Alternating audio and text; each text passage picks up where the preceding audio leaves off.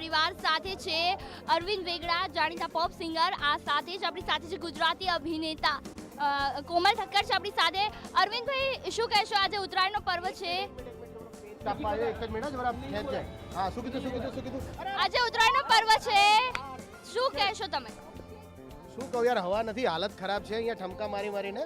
હું તો થાકી ગયો. મેં કોમલને આપી દીધું. મેં કોમલ તમે ચડાવો યાર, હું તો મારાથી તો થાય એવું નથી. એટલે ખબર નહીં, હવે મને એવું લાગે છે કે મારે જવું પડશે, થોડુંક કંઈક માલિશ કરવી પડશે. I think so. Let's see. શું થયું તમારે? પતંગ ચડે? ઉભા રહો.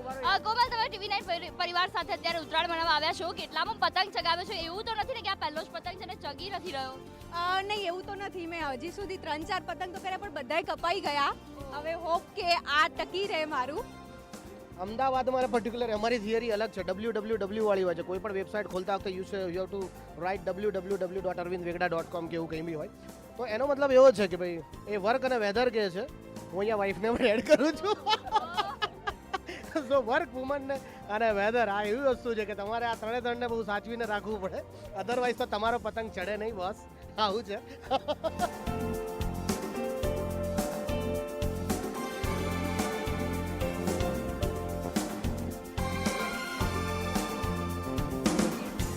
આપણે મજા કરીએ. હે, મને તો ભૂખ લાગી ગઈ કારણ કે મેં તો બહુ મહેનત કરી, જો પરસેવો થઈ ગયો.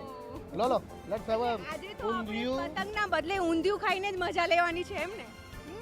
જો અમદાવાદી છે ને બધું આમ એક મિનિટ મોઢામાં કંઈક જોઈએ કારણ કે બાકી બધું પિક્ચર ચાલતું હોય તો પોપકોર્ન હોય અને પતંગ ઉડતા હોય તો ઊંધિયું હોય.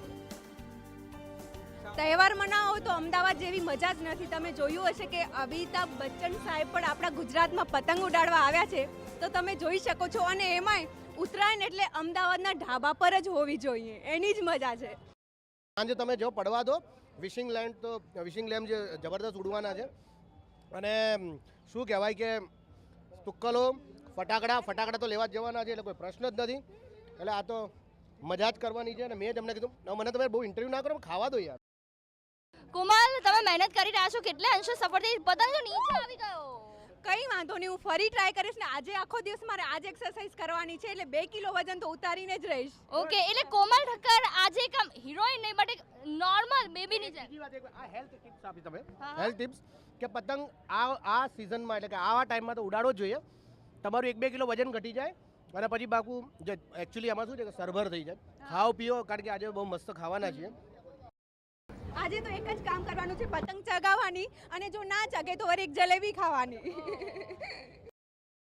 હું પણ જ્યારથી નાની હતી ત્યારથી પતંગ ચગાવવાની મને ખૂબ મજા આવતી. અને એ પતંગ ચગાવવાની સાથે સાથે જે એક્સરસાઇઝ થાય, તલ સાંકળી ખાવાની, બોર ખાવાના, જામફળ ખાવાના, શેરડી ખાવાની અને બધા દોસ્તારો સાથે મજા કરવાની એક અલગ જ પ્રકારની મજા આવતી હોય છે. સાથે સાથે હું એટલું કહેવા માગું છું કે આપણે સૌ પતંગ ચગાવીએ, પરંતુ પક્ષીઓને ધ્યાનમાં રાખીને આપણા તરફથી પક્ષીઓને ક્યાંય નુકસાન ન થાય એનું જો ધ્યાન રાખીશું તો આ ઉત્તરાયણનો પર્વનો જે આનંદ ખૂબ ધામધૂમથી ઉજવીએ છીએ એ આપણે માણી શકીશું. બધા જ નિખાલસતાથી પોતે આજે આ પતંગની મજા માણતા હોય છે અને એની અંદર ક્યાંક એકબીજાના હાથ પગ અડી જતા હોય, એકબીજાને ઠોકરો વાગી જતી હોય, પરંતુ બધા અરસપરસ ભૂલીને અને એક ધાબા ઉપર લગભગ 100-200 માણસો, 10x10ના ધાબા ઉપર 100-200 માણસ પતંગ ચગાવતા હોય અને એની જે મજા લૂંટતા હોઈએ છીએ ને એ ખૂબ જ અનેરી હોય છે. અને ખરેખર આજે ખૂબ મજા આવી મીનાક્ષીબેન ને અરવિંદભાઈ જોડે અને TV9ની પૂરી ટીમ સાથે પતંગ ઉડાડવાની. એન્ડ તમને એટલું જ કહીશ કે wish you a happy safe Makar Sankranti. Bye bye.